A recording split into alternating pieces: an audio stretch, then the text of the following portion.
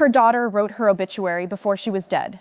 No grief, no gratitude, just a tidy little goodbye in bullet points. Nora Galloway didn't cry. She opened a blank document. If they wanted a eulogy, they'd get a reckoning. By morning, her story had gone viral, and her silence was over. They expected mourning. She gave them memoir. All right, before we dive into this crazy story, do me a favor, subscribe and tell us where you're watching from. Claire called it preparation. Nora called it pre-burial. The house was too quiet for a Tuesday. Nora always felt it, an eerie kind of vacuum, like the air itself held its breath around Claire. She came downstairs barefoot, the pads of her feet making no sound on the wood. Her plan was simple: tea, a book, a moment away from the fog of her own mind. But the moment she turned toward the kitchen, she stopped dead. Claire's voice filtered through the open doorway, low and deliberate. Nora leaned slightly into the shadow of the hall, barely breathing. Claire didn't know she was listening, didn't know she was home, probably. She always forgot or pretended to. I think something respectful, Claire was saying. Elegant, of course, but edited. She was never one for drama. A pause. A distant, tinny voice on the call responded. Nora couldn't make out the words, but she heard Claire laugh. Short, hollow, businesslike. Yes, include the education history, but no need to mention personal details. Keep it clean. She was private. Nora blinked. Once, twice. Her hand instinctively gripped the edge of the wall, grounding her. An obituary. She's dictating my obituary. Not a joke, not a misunderstanding. She didn't move until Claire closed her laptop and walked out the front door for her afternoon walk, humming tunelessly. Only then did Nora step into the kitchen. The air was warm, but suddenly she was cold to her bones. Later, she sat in Claire's office, the cursor blinking on the still open document.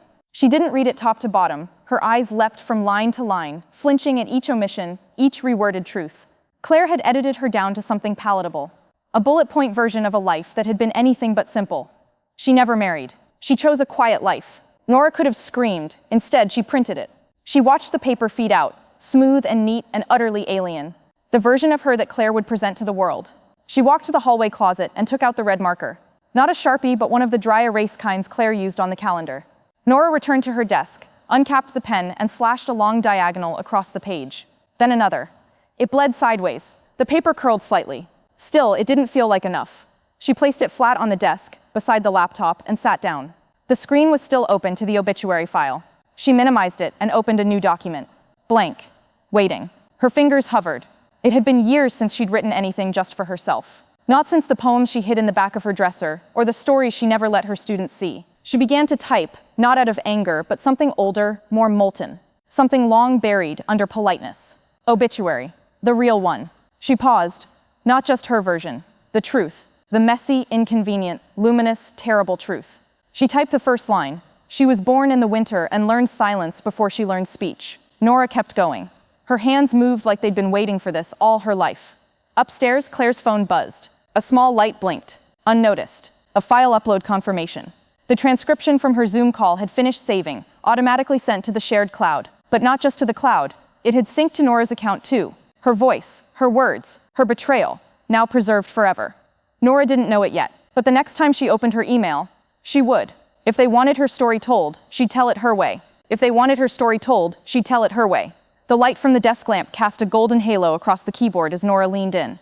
Her knuckles were stiff, her eyes grainy with exhaustion, but something had shifted in her. Quietly but unmistakably, she no longer felt like a woman reacting. She felt like one reclaiming. She continued typing. She built a neighborhood with her bare hands, not with brick, but with casseroles, phone calls, and secondhand book donations. The cursor blinked after the sentence like it was considering her words, so she pressed on. She co-founded a book club in the church basement with 3 folding chairs and a thermos of instant coffee. By the end of that year, it had 23 women and a wait list. She smiled, a real one. No one ever asked about that chapter of her life. Not even Claire. Especially not Claire. But the women in that circle had cried over novels, shared secrets over biscuits, and comforted each other through miscarriages and divorces and diagnoses. That mattered. That was legacy. She tapped the spacebar, skipping a line. She raised one daughter, alone, with grit and boxed mac and cheese and a thrifted high chair that smelled like someone else's regrets. The ache slid back into her throat like an old familiar guest. Claire had been born into a storm, and Nora had spent the first 12 years of her daughter's life trying to convince the world and herself that they were not drowning. Claire never knew that Nora pawned her wedding ring to afford Claire's ballet recital costume. Or maybe she did, and simply deleted it. Nora's fingers hovered again, just for a breath. She had a cancer scare at 49, a lump, Biopsy. Nights she didn't sleep. Days she rehearsed goodbye letters in her head. She let the weight of that sit. Claire hadn't even mentioned it in her version. Maybe she thought it was embarrassing. Weak. But that scare had changed Nora. Made her hold people tighter. Trust less easily. Made her look at her own life with the ruthless clarity of a woman who'd brushed death and decided it didn't get to win without a fight. She scrolled up and reread Claire's draft. The one with the clean lines and beige sentiments. She enjoyed gardening. She taught English. She chose a quiet life. Nora snorted. She chose a quiet life, she murmured, as if mocking the line would make it vanish. No, Claire. It was chosen for her. But she turned it into something with color. Her eyes returned to her own draft. She added a final sentence. Claire survived me, barely. She laughed. A short, uneven sound. Half bitter, half something that almost felt like relief. The kind that only arrives when you finally say the unspeakable out loud. She stared at the document for another minute, then saved it. Nora Obituary.cuck. It didn't matter that no one had asked for it. It didn't matter that Claire would roll her eyes and call it dramatic or inappropriate. It mattered that it existed. She attached the file to an email, addressed it to Danielle. Her niece had always been the only one who really looked at her. At family dinners, at birthdays, across the mess of holidays and half-hearted reunions, Danielle saw more than just Aunt Nora. She saw the cracks and never looked away. She typed the subject line, "If anything happens to me, read this first." No message body, just the file. She clicked send, then closed the laptop and sat in the stillness. Her heart felt like a fist, slowly uncurled. Her phone buzzed. A reply already. She opened it. The screen glowed in her hand. "Danielle, this needs to be seen." Nora blinked, reread it, and for the first time in years, she felt the faint, electric trace of possibility. The obituary no one expected quietly slipped into the world. The obituary no one expected quietly slipped into the world. It wasn't a press release. It wasn't even tagged properly. Just a medium-length blog post buried halfway down a niche news site. But it found its way, like truth often does, through a side door, shared between people who felt something when they read it. Danielle hadn't warned her. Nora didn't even know it had happened until she woke to the hum of her phone vibrating off the nightstand. 243 unread emails. Subject lines like, "Thank you for this. I cried reading your words. Who is Nora Galloway?" She sat up, heart hammering. Her old laptop was already on. Screen cracked slightly at the corner, the glow too bright against the gray morning. At the top of the page, woman writes her own ending. One obituary is stirring up everything we thought we knew about legacy. The byline didn't say Danielle. It said Melissa Clark. Nora didn't recognize the name. Her breath caught as she scrolled. There it was, her draft. Her voice unedited, unprettied, unerased, except now it was framed with a lead-in. When her daughter began writing her obituary, Nora Galloway wrote back. What followed was not just a rebuttal, but a reckoning. Below that, the full text, every word. Even Claire survived me, barely. The comment section had exploded. Messages from strangers, widows, daughters, retired teachers, ex-wives, caregivers, women who saw themselves in Nora's story, who said, "This is what I've been trying to say. This is me." Nora's hands shook, not with fear, with something closer to awe.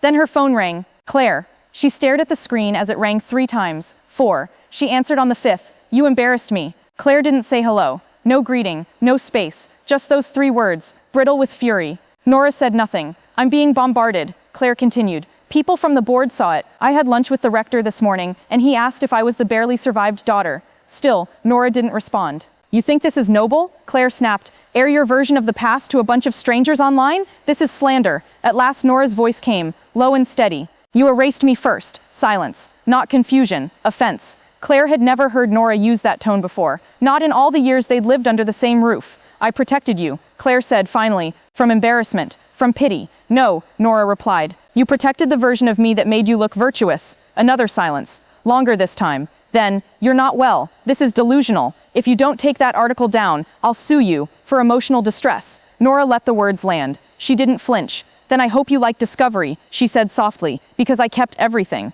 Click. Claire was gone. Nora sat back, her pulse thudding like distant thunder. She didn't know what came next. If Claire would really sue, if her inbox would keep piling up with the voices of strangers. But the strangest thing was, she didn't feel afraid. Not anymore. A soft ding pulled her back. New email. Subject, follow-up opportunity. Can we publish more from Nora? From Melissa Clark, features editor, Riverlight News. She opened it. Just one line inside. "Your voice is important. We'd love to share more." Nora leaned back, staring at the screen. Something had cracked open, and there was no putting it back. They expected mourning. She gave them memoir. They expected mourning. She gave them memoir. Nora sat in the same creaky desk chair, but everything around her felt different, electrified. She hadn't planned to write anything else. Not at first, but the messages kept coming. Women in every state, a woman in Dublin, a retired nurse in Iowa who said, "You put into words what I've never dared to write." And then there was Melissa's email. She thought she'd freeze, that the pressure would scare the voice right out of her again. But when she opened that new document, her hands didn't tremble. They flew. She wrote about the pandemic, not the headlines, not the panic buying or political spin,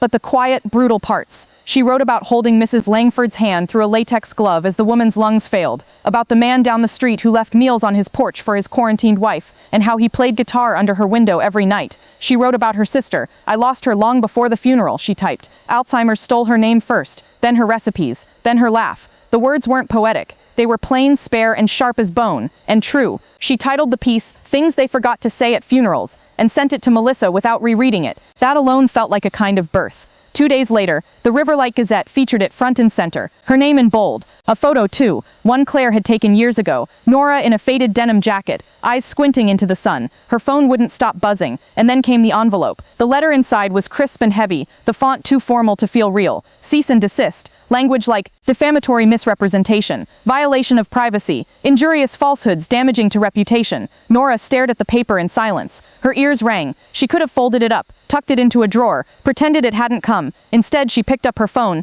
pressed record, and stared into the lens. "My name is Nora Galloway," she said, voice low but calm. "And today I received a letter from my daughter's lawyer, telling me to stop telling my own story." She held up the paper. "Let the audience read it for themselves."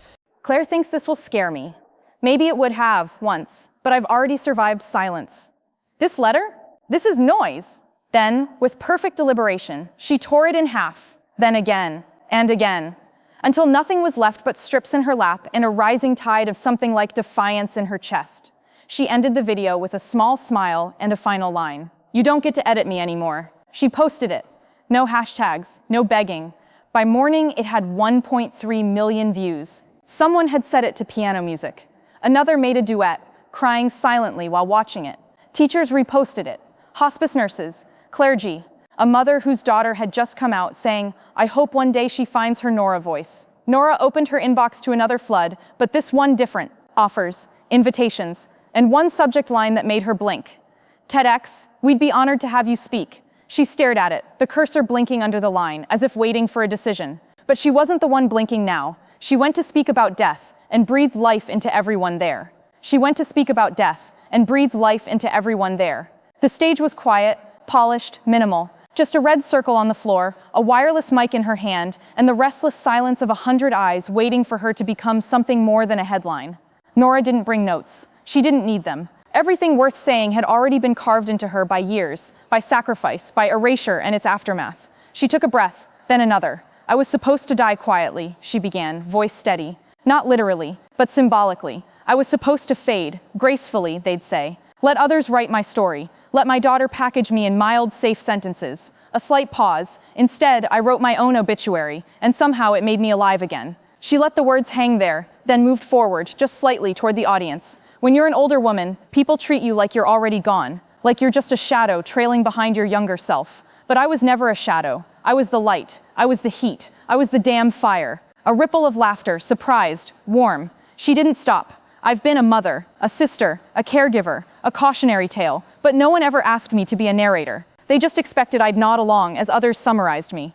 She looked out over the crowd, young women in the front row, older men in the back, a woman with silver braids and tears already forming. "Well," Nora said, "they wanted a eulogy. Beat. I gave them a revolution." The room broke open, clapping, then cheering, then a full, roaring standing ovation. Nora didn't flinch. She simply smiled, a small, quiet curve of the mouth that knew exactly what it meant to be underestimated and what it felt like to finally shatter the glass box they'd tried to keep her in.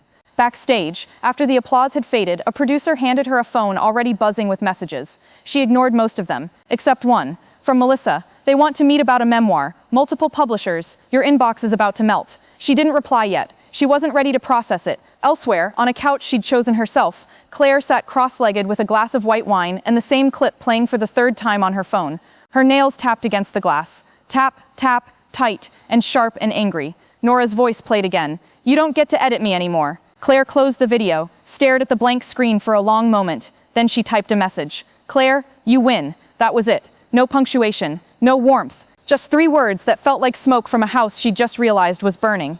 The message hit Nora's phone 15 seconds later. She saw it as she stepped out into the sunlight behind the venue. The light hit her hair, soft and gold at the edges. She stared at the message, then slowly, deliberately, typed back, "This wasn't a contest." She waited. Her thumb hovered. Then she added, "You lost yourself." She hit send. And in that exact moment, as if the universe were listening, her phone buzzed again. Unknown number, unknown sender. Subject line, "Nora, are you open to film rights?" She'd never planned to publish. Now they were begging for chapters. She'd never planned to publish. Now they were begging for chapters. The contract arrived via courier. Linen stock, hard folder, crisp signature lines. Nora stared at it on the kitchen table for a full hour before touching it, half expecting it to vanish if she blinked too long. A memoir. Her memoir. Something about the word made her throat tighten. Memoir implied importance. Weight. Witness. Claire would hate that. She signed it with her old fountain pen, the one that sputtered slightly if she pressed too hard. The ink smudged at the edge of her name. She didn't correct it. The title had come to her without warning. Before I was gone. Not poetic, not sensational, just true. The writing came like breath. Easier than she expected, softer than her earlier rage. She thought it would all pour out jagged and angry, but instead the chapters arrived with a strange kind of calm. She described her childhood, her first paycheck, the day her sister forgot her name, the winter Claire was born, and the storm that shut the world out while they curled on a mattress in the middle of the living room. She didn't write with vengeance. She wrote with gravity, and when she typed the word daughter, she paused. She hadn't used Claire's name once. Not in the notes, not in the outline, not even in the spoken drafts she'd recorded late at night. It wasn't spite, it was clarity. Then the email came. "Claire, don't use my name. You've had your attention. Leave me out of it." No greeting, no signature, just a final instruction from someone who no longer knew how to be anything but protective of her image. Nora didn't respond. She didn't need to. She scrolled up to the latest chapter draft, changed Claire to daughter. It felt cleaner, less specific, more dangerous. At the grocery store, a woman touched her arm and said, "You're the one who spoke at TEDx, right?" At the post office, someone asked if she would sign a copy when the book came out. The pharmacist started slipping notes into her bag, tiny folded squares of encouragement and solidarity. And then came the invitation from the senior center. Nora almost said no. She wasn't sure if she had anything left to say. But when she walked into the room with its plastic chairs and faded linoleum, she saw her people, not just in age, but in posture. The ones who'd been softened by time and sharpened by invisibility. She spoke, not to inspire, just to name the things no one had named for them. Afterward, a man with shaking hands asked if she could come back and read her first chapter aloud. The journalist showed up the next day. Her name was Skylar, barely 30, eyes too clear for someone who wrote about death for a living. They sat at the cafe on Second, and Skylar asked one question and then just listened. Nora talked about erasure, about survival, about how the most dangerous thing you could give a woman in her 70s was a microphone. Skylar leaned in near the end. "And what would you say to the version of you from 5 years ago?" Nora didn't hesitate. "Stop waiting for someone to apologize before you speak." That became the pull quote. It went viral again. The publisher was thrilled. And then came the call. "Hey, it's Paul," her editor's voice said, light and casual. "We're loving the manuscript so far, especially chapters 2 and 5. But chapter 6, it pulls back too much. Can you make it more brutal?" Nora stared out the window. The wind stirred the trees like they were whispering something ancient. More brutal? She thought about the one part she'd cut. The night Claire told her, flatly, that being Nora's daughter felt like inheriting someone else's shadow. She'd never told a soul. She picked up her pen. Claire had buried Nora long before she tried to write her ending. The card came on Nora's birthday. Cream envelope, stiff paper, neat cursive she recognized instantly. She turned it over in her hands 3 times before opening it. For a brief moment, she thought maybe it was a white flag, a step toward something softer. Inside, the message was pre-printed, simple, generic. "With deepest sympathy during your time of loss." Underneath, in Claire's handwriting, "In loving memory, Claire." That was it. Not happy birthday, not sorry, not even mom. For a moment, Nora couldn't breathe. She looked at the date stamp. It had been sent 5 days ago. No note, no explanation, no irony. It wasn't a mistake. Claire had mailed her a sympathy card for her own birthday. The next day, Danielle confirmed what Nora didn't want to ask. "I shouldn't tell you this," her niece said, voice low, but Claire sent a bouquet to herself, peonies and lilies, at the office, told everyone it was from her mother's estate, said you passed quietly. Nora sat down. She said, "I'm dead?" Danielle hesitated. She said you'd been declining for a while, that your TED Talk was pre-recorded, a sort of goodbye project. Nora didn't reply. She just reached for her phone, scrolled to Claire's contact, and hit block. Her hand didn't tremble. There were no dramatics, just a clean severing of a line that had frayed years ago and finally snapped. Back at her desk, she reopened chapter 6. It stared back at her like a wound still scabbing. The cursor blinked at the top of the second paragraph. She scrolled to the place where the editor had scribbled a note. "Can we sharpen this? It's powerful, but it's still too kind." And Nora understood. She highlighted the line. "Our relationship was strained." Deleted it. She typed, "I gave birth to my critic." Then she kept going. She wrote about the years of tight-lipped dinners and photo-frame compliments, about hearing Claire describe her to friends as a bit eccentric and mostly retired, about the first time Claire introduced her at a benefit and called her a fierce woman when she wants to be. She wrote about being revised, softened, trimmed to fit, about how silencing a woman doesn't always sound like shouting. Sometimes it sounds like, "Don't make this about you," or "Let's keep this classy," or simply, "Now's not the time." She poured it in, and then, in a final act of clarity, she deleted the name daughter and replaced it with nothing. Just an dash, a shadow where a name should have lived. She saved the file, hit send, the final manuscript. She didn't reread it, didn't need to.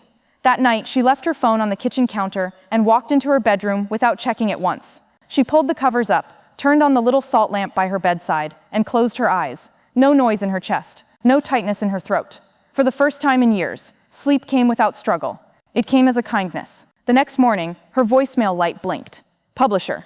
"Hi, Nora," the voice said, buoyant and breathless. "We just had an editorial meeting. We're moving before I was gone to the top of our spring release catalog. You're going to be everywhere." She ended the call, smiled, and wondered, not with dread, but with curiosity, what Claire would do now that she couldn't control the story, the season, or the spotlight.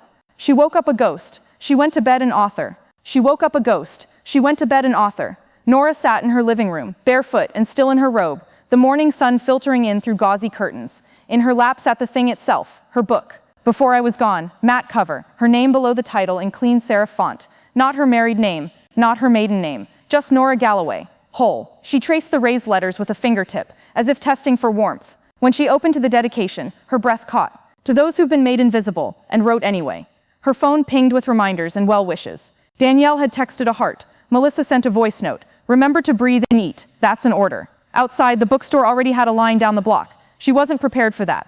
Not really. She wore simple black slacks, a crisp blouse, no jewelry, except for the small silver pin her sister had given her decades ago. A quill in a glass circle. Writing as witness.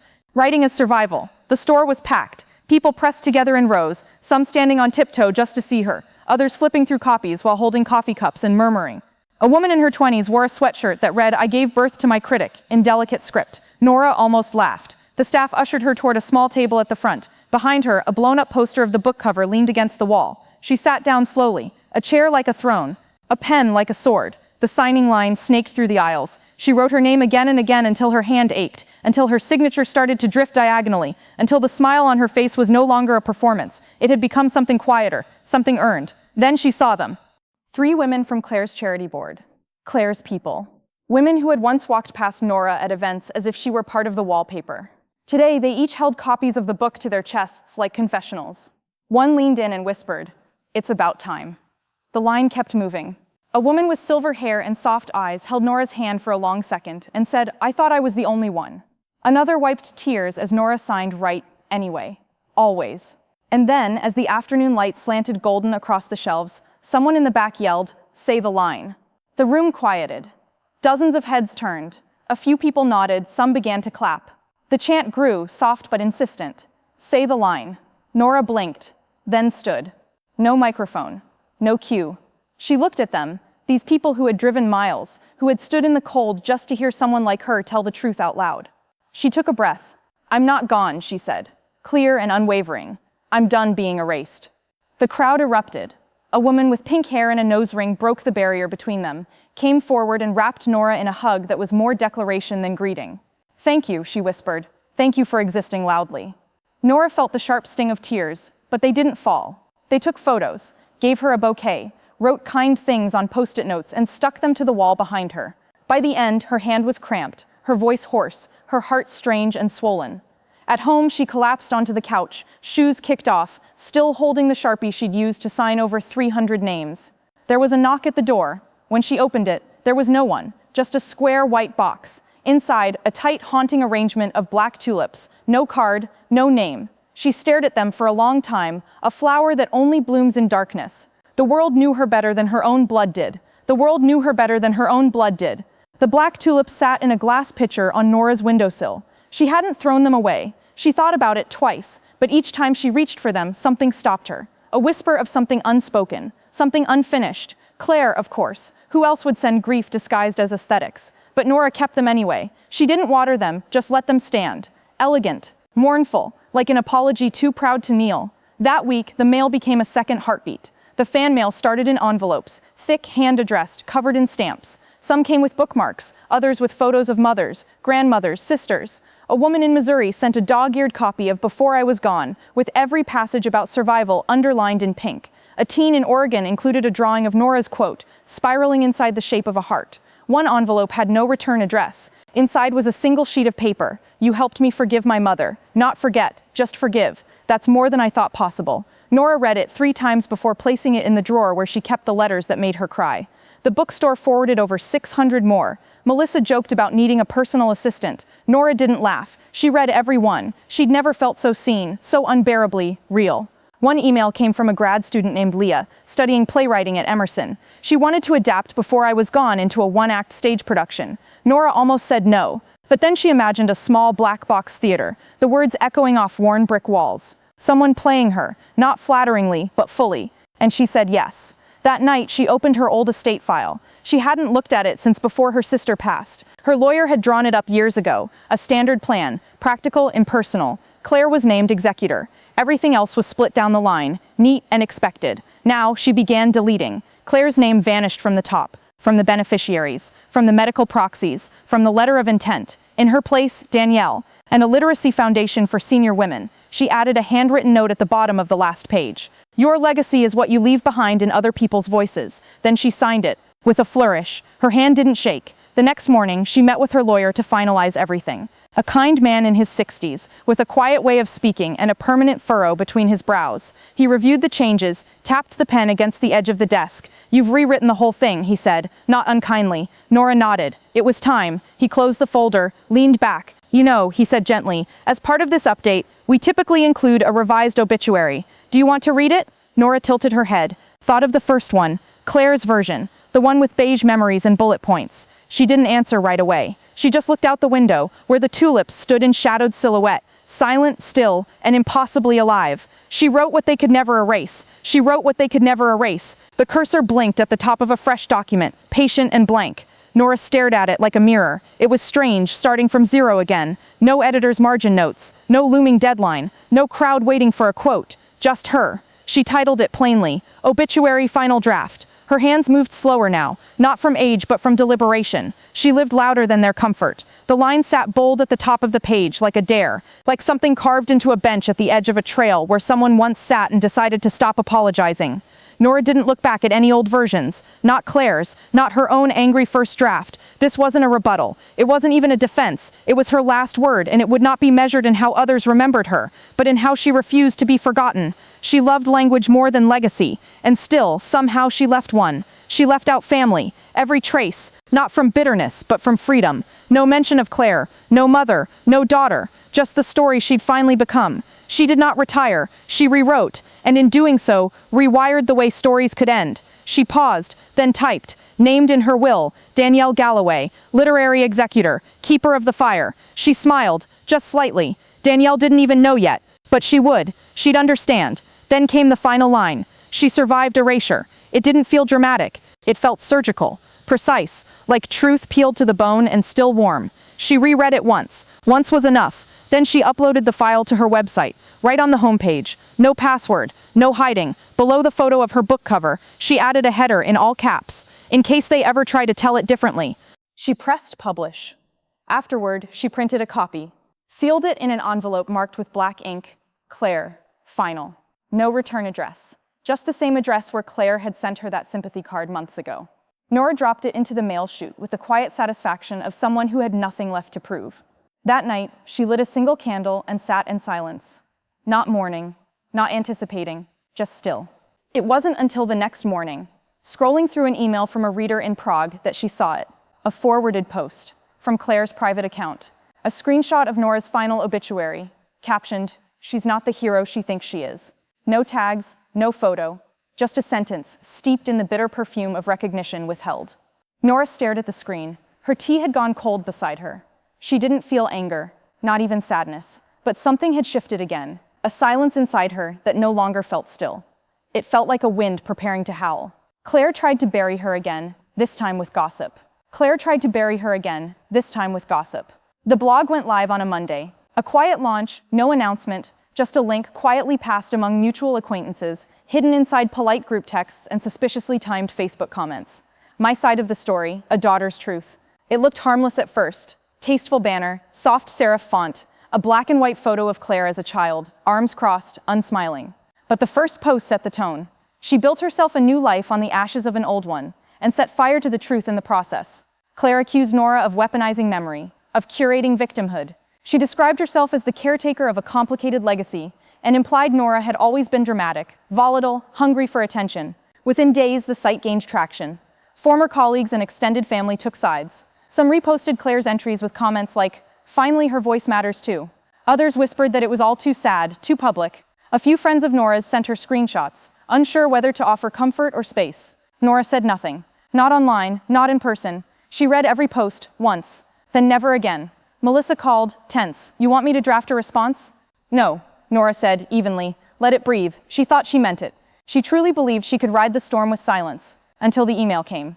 Subject line, "Interview request, national exclusive opportunity." The sender, a producer from the Rewrote Hour, a primetime legacy program known for unspooling tangled family stories with just the right amount of edge. They wanted both women, on air, together. "Not interested," Melissa said before Nora even finished reading it aloud. But Nora wasn't sure. She stared at the offer again, thought of all the times she'd been edited, misquoted, framed into someone else's caption. This time she could choose. She wrote back. One condition, live broadcast, no edits, no cuts. If she wants the truth out, let it bleed in real time. There was a pause, 48 hours of it. Then Claire responded through her own rep. She agreed. Nora read the confirmation email while standing at her kitchen counter, one hand wrapped around a cup of tea gone cold. Her reflection in the window didn't look afraid or vengeful, just ready. She texted Danielle, "Turn on Everly Roads this Sunday, 8 p.m. Danielle replied with a single red heart and 3 words, "I'll be watching." The press began to buzz by Friday. Legacy on trial? Mother versus daughter? Truth or theater? When memoir meets memory. Nora didn't respond to requests for comment. She didn't rehearse. Instead, she sat down at her desk and wrote one sentence on a blank index card. "I am not afraid of being misunderstood. I'm afraid of disappearing." She tucked it into her coat pocket. The countdown had begun. 2 women, 1 studio, and everything unsaid between them. 2 women, 1 studio, and everything unsaid between them. The lights were so bright Nora couldn't see the audience, only the vague outline of the host's profile and the sharp defensive posture of Claire, seated 6 feet away. Her daughter wore a tailored navy pantsuit and a rigid expression that cracked only slightly when the floor manager announced, "We're live in 5. Nora sat with her palms pressed to her knees. She didn't fidget, didn't sip water. She had nothing to hide behind. Not a podium, not a quote, not even a copy of her book. Just her breath, just her pulse. "Welcome to a special edition of the Rewrote Hour," the host began smoothly. "Tonight we bring you a conversation about family, legacy, and truth, told by 2 women with one story and very different versions of it." Claire struck first. Her words were polished, professional, rehearsed. She leaned slightly toward the camera when she spoke. She used words like distortion, emotional projection, and narrative manipulation. She painted herself as the daughter who tried to protect her mother's privacy, only to be recast as a villain in a bestseller. "I loved my mother," she said, "but I also survived her." The host turned to Nora. She said nothing. "Not yet," Claire continued. "She was never invisible," Claire said. "She just didn't like the way people saw her." It was a direct hit. The studio was still. Everly Rhodes, master of her format, nodded politely and turned toward Nora. "Would you like to respond?" Nora looked directly at Claire, not cruelly, not accusingly, just open. "I didn't bury you," she said quietly. The air stilled. "I buried my silence." There was a sound in the audience. Not quite a gasp, more like a held breath, finally released. Claire blinked. Her mouth opened slightly, then shut. Everly didn't interrupt. She just stared. Nora continued, slowly. "For years, I lived inside a narrative written by other people, sometimes kindly, sometimes with love, but never truthfully. So I rewrote it. For myself. For the ones who needed to hear it." Claire's jaw tensed. "So I was just a character in your redemption arc?" Nora didn't answer the question directly. "We were both characters, but only one of us had the pen. A beat." Claire stood. She didn't ask to be dismissed. She didn't shake hands. She walked off stage, heels echoing like gavel strikes on marble. Nora remained seated. The host tried to wrap up gracefully, but her voice shook slightly. That was powerful. Nora didn't speak again. She didn't need to. The camera lingered on her, still, steady, illuminated, before cutting to commercial. By the time Nora returned to her hotel room, the hashtag was everywhere. Not dead yet. Memes, quotes, fan art. A 17-year-old in Kansas posted a TikTok of herself reading Nora's book aloud in her grandmother's voice. A woman in Sweden translated the phrase into 5 languages and embroidered it onto pillowcases. The interview trended at #1 for 36 straight hours. Danielle texted, "You stayed seated, but somehow you stood taller than anyone." Nora stared at the hotel ceiling that night, her body still humming with adrenaline. She hadn't meant to win, only to speak, but something in the air had shifted again. She rolled over and saw her phone screen flash with a new notification, an incoming call, unknown number. Voicemail, 1 new message. She gave quietly, but the world answered loudly.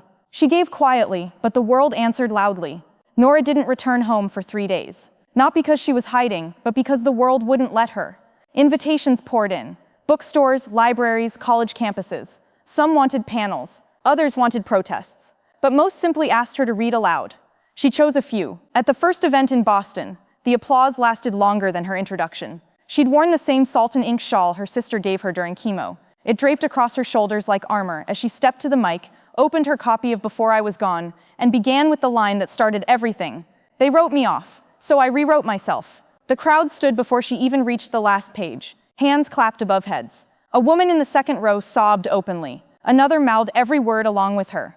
By week's end, the book hit 3 on the New York Times nonfiction list. The publisher sent champagne. Melissa sent flowers. Danielle sent a voice message with nothing but tears and the words, "You did it." Claire vanished. Her blog was gone. Her social accounts scrubbed. A post from her foundation's page said she was taking time to realign her personal and professional path. Nora didn't feel victory, only stillness. At a reading in DC, a student stood during Q&A and quoted Nora's memoir as her opening line. At a rally in Detroit, a girl with a shaved head held a sign that read, "Not dead yet, just done apologizing." Photos of her quote popped up on cardboard, on t-shirts, on handmade flags. One morning, Melissa sent a grainy phone pic of a wall near 26th and Porter, a mural. It stretched across the side of a laundromat. Giant black and white eyes stared forward beneath bold lettering, erased but never silent. Beneath it, in cursive, Nora Galloway, 1948, forever. Nora took a train the next morning. She didn't tell anyone where she was going. She just packed a small bag, brought an umbrella, and rode in silence. The city blurred by her window like a memory finally unraveling. When she reached the wall, she stood across from it for several minutes before crossing. It was taller than she'd expected. Someone had painted her silhouette, not photo-accurate, but close. The lines of her cheekbones, her soft chin, her mouth slightly parted like she was mid-sentence. The eyes were the truest part, wide, awake, unsorry. She traced the outline with her eyes and found something unexpected. Taped to the base of the mural, just below the painted hem of her coat, was a small bouquet, wrapped in brown paper.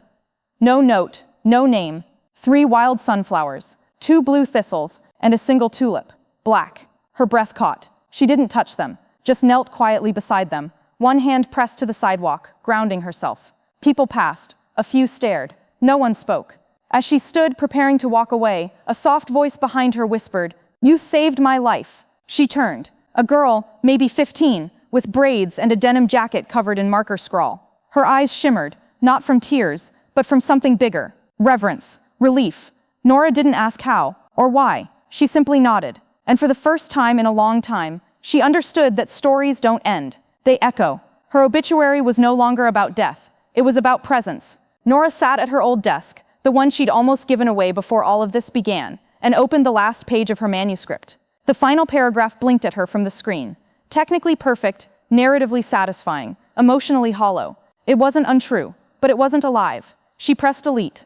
The cursor moved up a line and waited. She pulled a shoebox from beneath the desk, filled with folded letters, thick envelopes, children's drawings, crumpled poems. One by one she opened them. Some for the first time, some for the 10th. They came from daughters who hadn't spoken to their mothers in 20 years. From men whose wives died during lockdown, who said Nora's words helped them grieve with dignity. From women who hadn't written in decades, who picked up a pen because of her. She typed a new header, Chapter 20, Write While You're Alive. It wasn't a conclusion, it was a command. She wove their voices into her own, Anonymous stories nestled between her reflections, like soft tissue around bone. Some she quoted directly, others she paraphrased. All of them mattered. She wrote until her back ached, until the tea in her mug went cold, until the light in the hallway turned to that lavender gray tone that meant another day was being tucked away. The next morning she printed it, just the last chapter, held the paper in her hands and smiled. The book no longer ended in silence. It ended in permission. That week she posted a simple announcement on her website and local community board. Free writing circle, for women over 60. Bring nothing but a pen. No RSVP, no application. Just a time, a place, and an open door. 10 women came the first Sunday, 18 the next. They sat in folding chairs in the old church library. Soft-spoken widows, defiant divorces, retired nurses, ex-social workers, 3 former teachers. They wrote in silence, then shared in turns. No one corrected anyone else. No one asked permission to speak. It was holy. On the 3rd week, while pouring tea for the group, Nora checked her phone. An email notification blinked at the top of the screen. Subject, can we talk? From Claire Jetha. She stared at it. Her finger hovered over the message. Then she pressed archive. And after a long breath, she opened her contacts. Found the address. Deleted it. It didn't feel like closure. It felt like a clearing. That night, she brewed chamomile and honey, wrapped herself in her sister's old shawl, and sat back at her desk. She didn't write from fire anymore. She wrote from peace. But it was still truth. She opened a new document. Just one line at the top. What comes after the rewrite? She saved the file, not as a draft, but as a beginning. She didn't know what it would become. A second book? A series? A letter to her former selves? She didn't need to know. The next morning, her phone rang. Melissa, are you sitting down? She asked. Nora laughed. I'm always sitting these days. The world wants a sequel, Melissa said. Her voice caught somewhere between awe and warning. Not just publishers. Foreign rights, documentary inquiries, streaming. You're a movement now. Nora blinked at the soft light coming through her window. Outside, a squirrel ran along the fence, carrying something she couldn't quite make out. She smiled, not because she'd expected it, but because she no longer feared it. They thought she was preparing to die. She was finally learning how to live. The thought she was preparing to die. She was finally learning how to live. The red dot on the camera blinked twice before turning solid. Nora stood alone on the TED stage. No backdrop, no slideshow, no dramatic entrance music. Just the silence of 900 hearts, waiting to hear the story they thought they already knew. She wore slate gray, soft, unadorned, and her sister's quill pin fastened just above her heart. Her hands didn't shake, her voice didn't crack. She began. I was 74 when I learned what it means to rewrite yourself. There were no jokes, no inspirational mantras, just a slow, steady build of truth. She spoke of the first obituary, Claire's clean, colorless edit, of the silence she'd kept, the voice she rediscovered, and the women who filled the gaps with their own stories. I thought I was writing for my funeral, but I was writing for every room I was erased from. The audience leaned forward, breath caught. She continued, my daughter wrote my obituary as a kindness. She called it preparation. I called it pre-burial. A ripple of silence, then stillness. But here's the thing, she said, eyes glinting in the stage lights. They can't bury what refuses to be silent. She took a breath. Her final line came like the closing of a long, heavy book. I lived out loud. I ended quietly. The applause began as a murmur, polite, thoughtful, then swelled. She didn't wait for the standing ovation. She bowed gently and walked off stage while they rose behind her. Backstage, her phone buzzed. A new email. From Claire Galloway. Subject line, none. The only word inside, seen. No reply. Nora didn't open it again. She simply closed her phone and set it face down. 2 weeks later, the sequel, What Comes After the Rewrite, hit 1. It wasn't a memoir. It was a handbook, a manifesto, a love letter to unfinished women. That morning, Nora returned to the mural. The sky was overcast. A soft wind teased the edges of her scarf. The painted walls stood exactly as she remembered it, tall, defiant, still watching. She stepped close. In her coat pocket, the printed copy of her first obituary, Claire's version. Beige paper, perfect spacing, nothing wrong and nothing real. She unfolded it once, then again. Read only the first line. She chose a quiet life. She smiled, sadly, softly, then bent down and tucked the page into a hollow space between the bricks. No fire, no spectacle, just a quiet burial for a version of her that never truly lived. She stood, adjusted her coat, and walked away without looking back. There were no cameras, no applause, no daughter waiting in the wings, just her shadow moving forward in the pale light. She didn't just rewrite her ending. She erased their version of her life.